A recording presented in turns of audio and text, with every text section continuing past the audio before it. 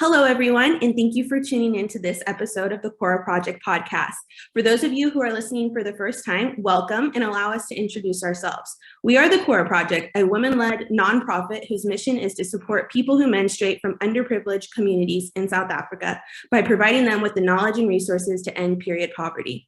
Today, we have an exciting and trailblazing guest. She's an author, an activist, and the founder of QRate, a nonprofit focused on enhancing the critical thinking skills that are essential for young people.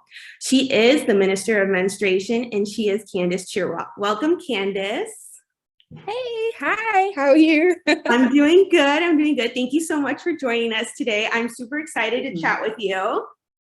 Same. I'm really excited for this conversation, and I'm really excited that the CORA Project has a podcast. That's amazing. You know, we're trying to do as much as we can, reach as many people. And even though it seems like everyone has a podcast, hopefully ours is going to offer a little bit more information that maybe some people didn't know beforehand. I wanted to start our conversation today by asking you about the first time you became aware of period poverty and its negative effects on either yourself or your community. Well, yeah, I think the first time I came across period poverty wasn't a personal experience because I definitely grew up in an environment where I was privileged to have access to pads. But I wasn't necessarily blessed enough to have the conversations around periods. So when I started at the age of 10, it was a very silent and awkward thing for me. I felt like I had a disease, and I only discovered period poverty from an academic point of view when I was 21. And, from an academic point of view, I was looking at it from, what policies do countries in Eastern and Southern Africa have in ensuring that menstruators can go about their daily lives? And it was interesting coming across that research. And it was also very interesting in particular how, the United Nations was speaking on period poverty and how it was having an impact on girls' education. So it was still slowly, gaining traction. But for me, what was really pivotal for my career was realizing that a lot of young girls who start menstruating feel like they are going to die or they have a disease. And that just was like, that was me. I was like, that was definitely me. And this is continuing to happen and that something needs to change. So for me, it was like the education that a lot of young menstruators are getting is either little or none at all. And because menstruation is considered the last stage of puberty, and puberty in itself is such an awkward thing, like all of a sudden your hips are growing wider, you're getting, nungas on your, on your chest, you've got breasts now, Yeah. Now you have to come across the bra, you're growing. Curves are coming in, yeah. It's a lot. And then here comes blood. And you're like, whoa, okay, this is a lot. If you don't have that information to really navigate the stage of growing up, it can be a very awkward time. And for me, it was like, okay, how do we change this empowering narrative around menstruation? And it starts off with removing the culture of silence that exists around menstruation. It starts with saying, I'm menstruating, instead of saying Aunt Flo is in town or Uncle Henry or whatever, Uncle Tom is here, all these other things, like calling it what it is and then actually embracing it for what it is. Although at times it can be too much, right? It can be an extreme sport. We still can embrace our periods in a positive light. So yeah, for me, my interaction with period poverty was purely from an academic perspective. And then that just really cultivated my activism in it. Yeah, absolutely. I think that unfortunately, the understanding of period poverty, when you come from that unrecognized privilege in the beginning, you don't realize that this is a term, this is a thing, this is something that people are going through all over the world right now, whether it be on a financial, an educational, or even a legal aspect. So yeah, absolutely.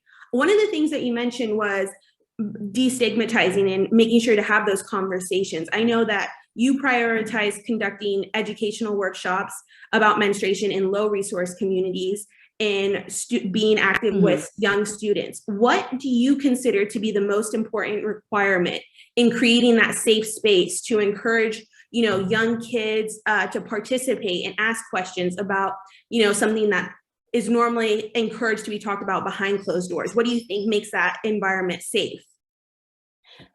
Well, firstly, it's the attitude of the facilitator. So if you have a facilitator that's timid and shy, then I think the attitude of the participants will be the same, right? So with our workshops, we come in with high energy.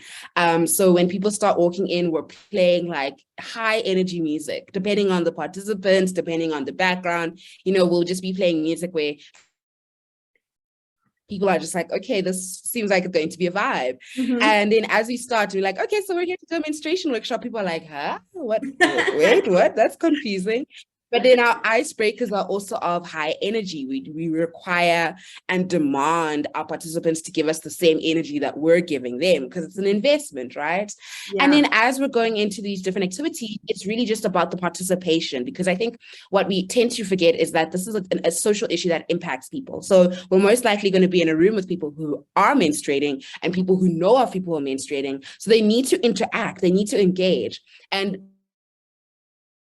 we are of the opinion that just doing a normal slideshow presentation is so like 18th century. I know slideshow presentations were not in the 18th century, but you get what I'm saying. Yeah. We want to interact and engage with the participants. We want to have fun, but we also want to have an environment of learning and also creating a safe space at the same time.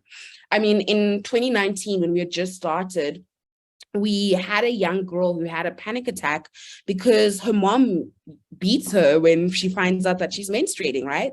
And so instead of like continuing with the workshop, we just take a time to pause and embrace the person and saying, you know what, recognize this is a normal thing and that you're not the one in the wrong here, right? And beautiful moments are created when you actually enable a safe space, where you allow participants to own the content that impacts them directly, but they can also have fun as well, because it's not timid, it's not rigid. Mm-hmm. So for me, it's always been important that no matter the content, that our participants are engaging. Even if it was like a participants of old people, we will still have them dancing and screaming the word vagina. Mm-hmm. That is always the agenda of the day. But at the end of the day, it's like also making sure that there is an enablement of empowering, upliftment, and education in our workshops. Yeah, absolutely. That is the most important thing, I think, is being able to give your audience that decision-making, to let them know that they have the control to slow it down, or speed it up as far as what we go at your pace, we learn at your pace, I think that as facilitators, both in your organization and in ours, we really try to give that autonomy early on and be like, this is a conversation about your body. This is not us trying to get through a checklist really quick of what we need to cover for you. And I think that makes hopefully the most impactful lessons learned. Another thing that I wanted to ask you is that, the CORA project's based in South Africa. You yourself are a first generation South African. I was wondering what you consider to be the biggest barriers for people who menstruate today in the country specifically. What are some of the aspects? Because I know that, coming from the States, our struggle is totally different than maybe the daily struggle here. So what's your view on that? Well, South Africa is one of the most unequal countries in the world. And so the poor households live on a grant, and the grants are not enough to cover period products, which are necessities, right? And I think what was the first mistake in our democratic country is labeling or classifying period products as a luxury item. So that was the first issue, because when you think of period products and see them as luxury items, then people will see it as something that's very expensive to obtain, when it's actually a necessity, when it's actually something that is needed to manage a human biological function. But then we obviously, with period activism, with the Free to Bleed campaign that was headed by Ponsa Palane, it was really important then to say, let's remove this thing called luxury item on period products, and let's also remove the VAT on these products. So in 2017, when the former Minister of Finance removed that VAT, it was a success, but people still have to spend money to get those period products. We're not seeing free access to these period products in public institutions.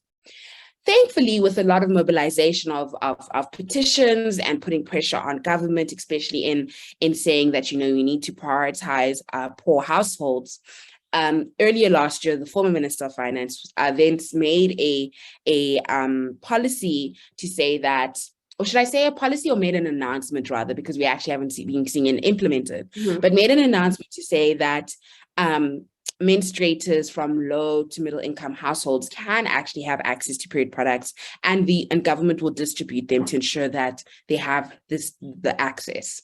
But this is also something that was required during the hard lockdown in 2020. And what was discovered, especially in KwaZulu-Natal, was that the money that was allocated to give poor communities period products was actually used for corruption. And it frustrated me. It actually infuriated me, because I think I even posted it on my Instagram to say, you know, I posted a picture of the article, and I was like, this is 20 million rand worth of period products, and it wasn't actually delivered to the people that needed it. What are the implications of that, right? And you're in hard lockdown, so it's, you know, to walk more than 5 kilometers to your nearest shop and you're menstruating is a real difficulty, right? But then let's also think about the fact that if someone had to, you know, use unhygienic materials just so that they can go to work or go to school, this is the lived realities of so many young menstruators in this country that will rely on sand or newspaper or old rags. And this creates further health implications for lower vaginal tract infections. So beyond just looking at menstruation from a period product aspect, I think we then also need to look deeper into the state of infrastructure. And at schools, right, there are a lot of young children that are dying in a toilet. How does that make sense? Like, you just want to go to the toilet because nature's calling you to do so, and you die, you drown in a pit latrine. How is that okay? So then how do we expect menstruators at school to then manage their periods? Because you are expected to, you know, put your undies down, take your pad off, put the pad on, then you need to roll the pad, you need the tissue paper, you need a bin, you need to wash your hands. But a pit latrine has nothing of that, right? Access to water is a difficulty. So if we are calling for interventions to say, let's provide menstrual cups to these communities, someone still needs to walk more than 10 kilometers to get access to water. And the path isn't safe. It's not well lit. There's dangers, because we also live in a country where gender-based violence is high. So there's a major intersection of violence that is occurring when it comes to period poverty, right? Because we can just say, okay, let's just make period products for free, include them in public institutions, but then we have the infrastructure. The infrastructure is resolved. Then we still have the issue of young menstruators feeling terrified to still go to school because they worry they might stay in their uniform. And there's that element of bullying and stigma. So we still need to deal with the education aspects. You know, there's a lot. There's a lot. Yeah, but absolutely. I think speaking openly about these things and bringing awareness and hopefully reaching the necessary people that have the power and the access to change the status quo is the right step in that direction. Because if you think about it, although menstrual activism has been a thing in the third wave of feminism in the early 1970s, 80s, then that focus was purely just about looking at the products, right? Yes. How in particular, tampons were causing toxic shock syndrome. And a lot of menstruators were then calling for companies to ensure that the products weren't killing them, right? Then you have a moment of silence when it comes to menstrual activism, and then it jumps up in the early 2000s because now we're looking at the reality of period poverty.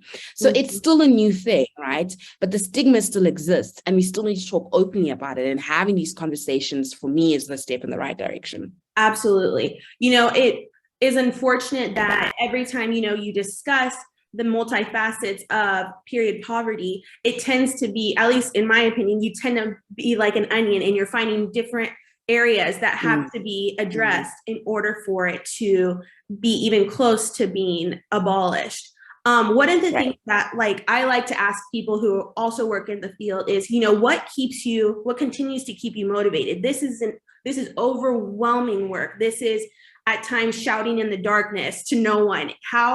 What continues to, you know, get you out of bed every day and say, you know what, this is what I'm dedicating my life to?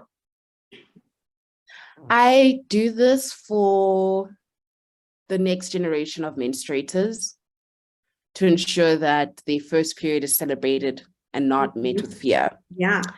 I continuously do this for the young menstruators we have yet to reach in with our workshops, and in trying to gain access into those spaces.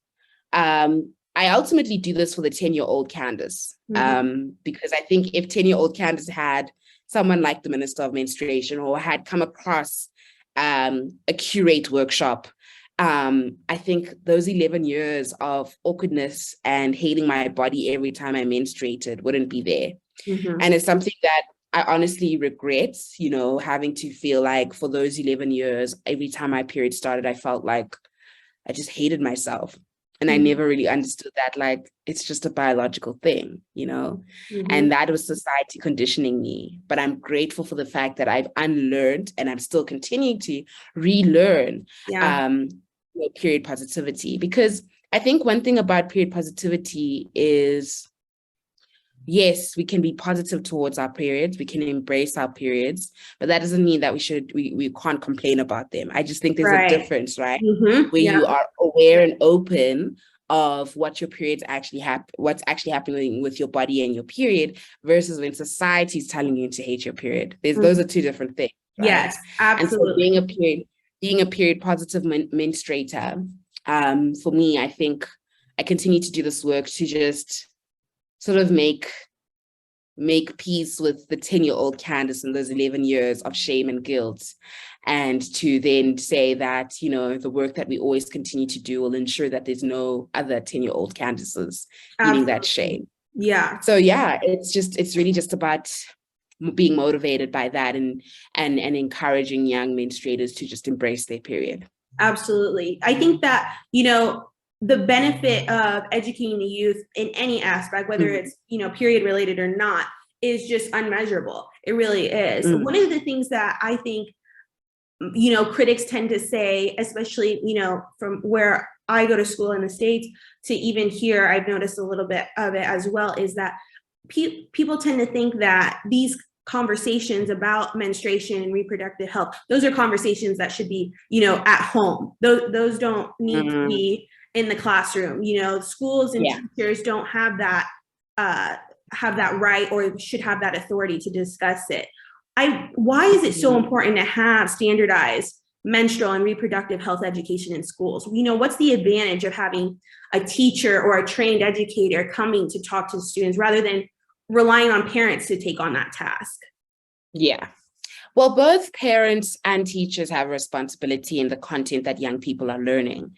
I think that there is an assumption, though, where parents go, oh, the teachers are going to teach my children about it. And then there's probably an assumption with teachers to say parents are probably having this conversation with their children, right? And that leaves the child in the middle, left in the void.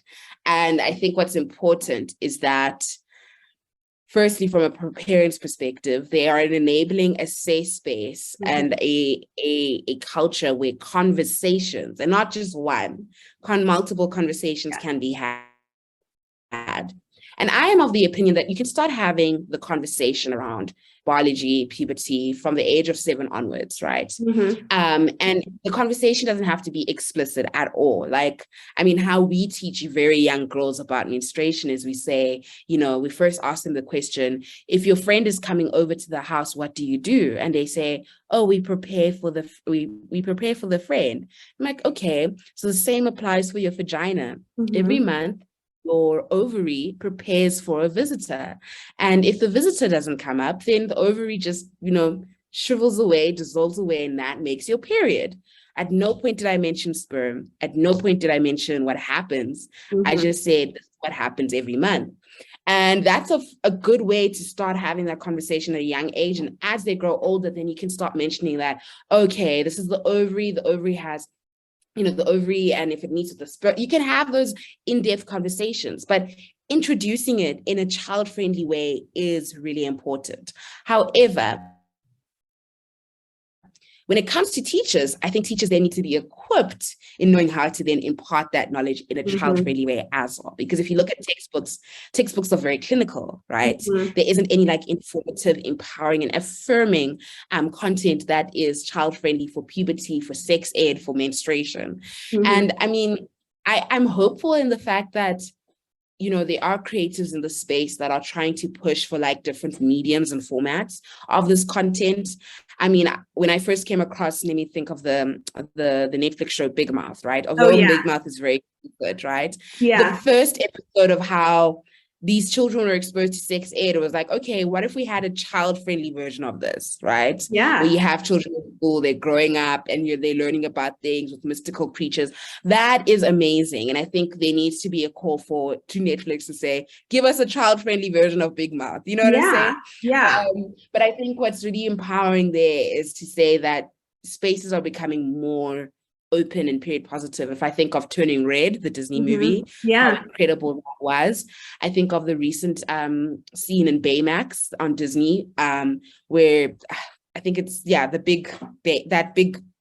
robot, character, the robot goes into the store and then asks this one lady, is this a tampon or is this a pad? And then this lady's like looking at them and is like, huh? And then she just goes into it. She's like, this is the best tampon you can use. And then other people are starting to come in. And then there was a trans person who menstruates, who was carrying period underwear and is like, I use this product. It was such an affirming and empowering moment. And you can imagine what that does for young minds. They're like, wow, this is incredible, you know? It really is. So I think that we're in the right step of the direction, because like if big houses like Disney that curate animated content are speaking openly about menstruation, then it means we're planting the seed in households to say, parents, have these conversations with your children. But then now we need to also plant the seed with teachers to say, we need to give you curriculum to teach them in a very affirming way. Yes, we need to absolutely understand that, you know, it doesn't have to be just a conversation from one party.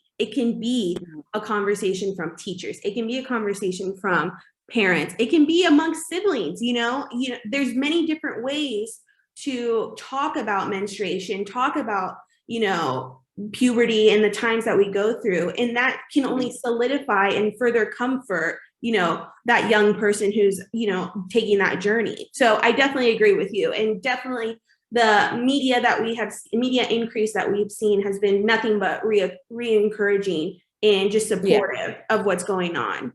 I think that as we move into that, and you know, you gave really good examples, is I think we need to be continuing to move away from this is a women's problem. This is a girl's thing. This has nothing to do with men, especially men in power. Let's continue to push this on the back burner as far as legislation and, you know, the federal aspect of it. You know, I know that both yours and ours educational workshops, you as well have boys and girls in the audience when possible.